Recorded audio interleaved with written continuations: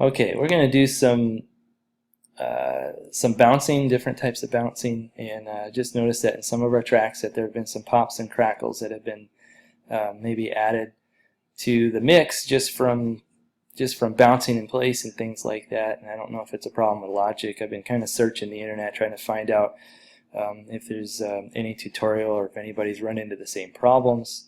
I don't know if it's from maybe not using the fade tool enough, to smooth out edges of tracks that have been cut and things like that. But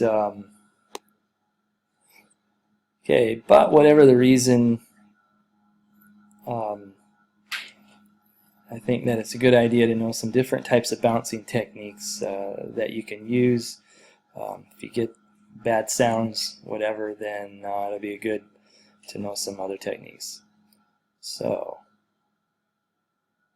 here goes. Okay, the first one is bounce in place. So if I've chosen a track, a Vox track, and if I go into bounce regions in place, then I can go ahead and make a new track just like so. Okay, and this is certainly not real time. It takes only a few moments for it to process. And then it will make a new track, and then the new track will be here, and then this one is muted. It's kind of nice because it took that compilation track and it just made a whole new track for me. In fact, it made it a little bit louder than it was before.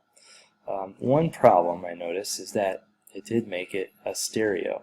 So let's undo that, and let's go back and make sure that when we bounce this track that we bounce it as a mono track. So regions in place, and we'll mute, new track, good, include volume pan automation. We'll unclick that one, and I don't need this one either. And I'll do it again. This one now should end up being a mono track instead.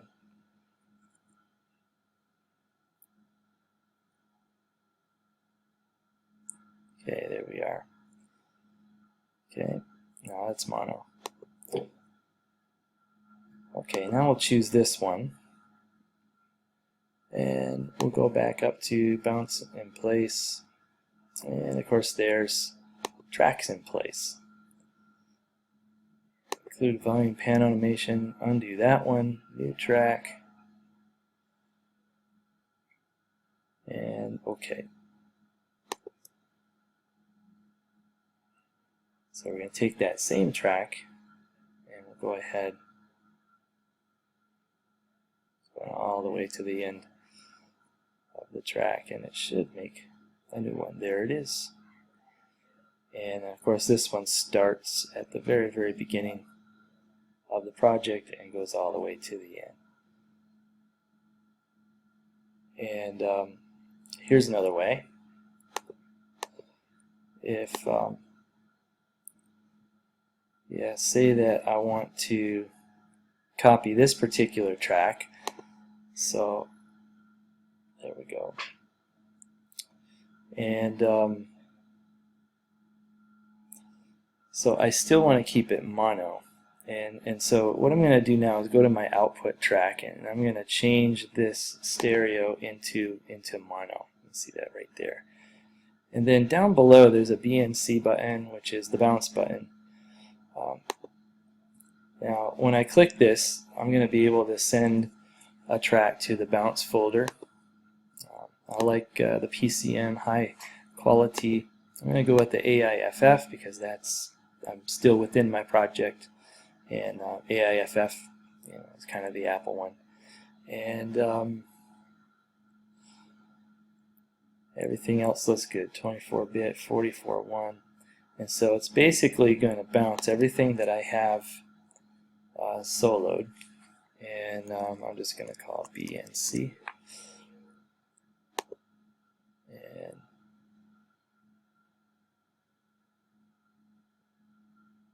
let's see, usually it makes a bounce folder, but that's okay.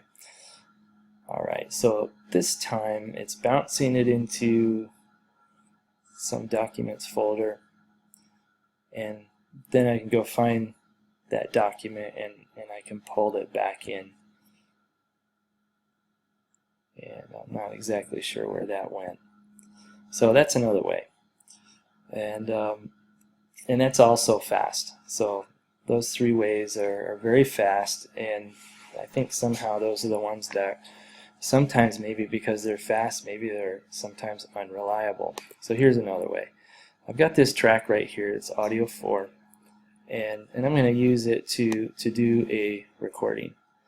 And I'm basically going to record this track, and I'm going to use the IOs, or I'm going to use some buses. So instead of stereo out, I'm going to use some buses. So I'll just go to bus 7. There we go. Okay, so audio 4 is inputting into bus 7, and I want to record this particular track. Oops, this one right here, because that's the vocal one. And I will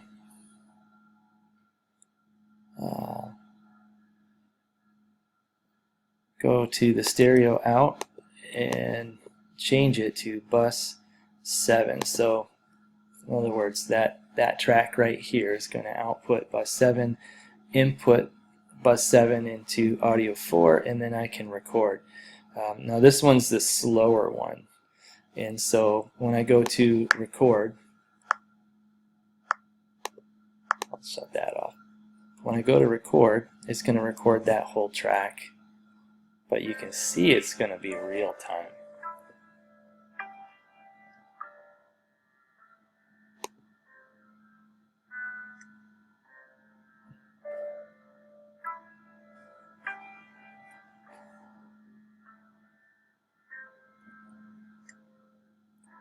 And I'm certainly not going to show you the whole thing, but you can see when it starts recording these particular vocals from the vocal track, you can see in the red bar that we're starting to record that right now.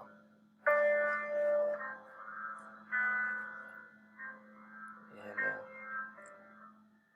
this to me feels like the most reliable way. It's also old school. It's the way they used to do it in the old 4-track recorders and all that, when they were bouncing many tracks together to save space on the 4 tracks so that they could do some more recording. They bounce all the drums down to one track, or they bounce all the guitars or all the rhythms down to one track, and then they got some more tracks to work with. And so this is of course slower, but I also feel like it's the most reliable because it's going to give you the least number of cracks and noises and artifacts. And so there you go. I think I just gave 4 different ways of bouncing your tracks down to a new analog file, and so there we go. And then that's done.